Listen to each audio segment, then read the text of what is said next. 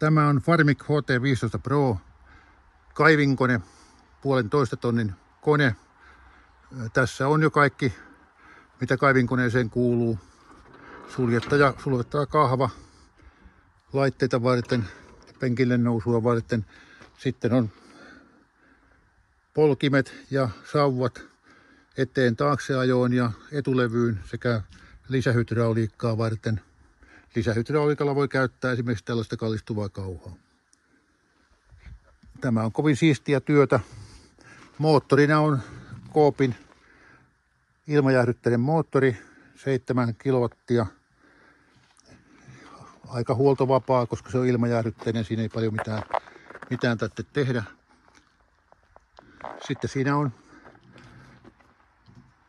näytöt akulataukselle ja käyttötunneille. Sitten on käynnistys.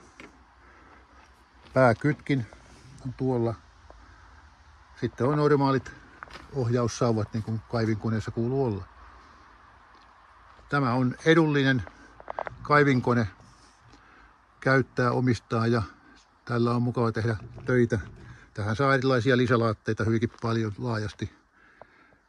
Siinä on puskulevy, jolla voi puskea sitten maata myöskin ihan levynä. Ja sitten voi ottaa kannatusta, kun kaivaa, niin saa sitten hyvin lisää nostovoimaa kauhalle.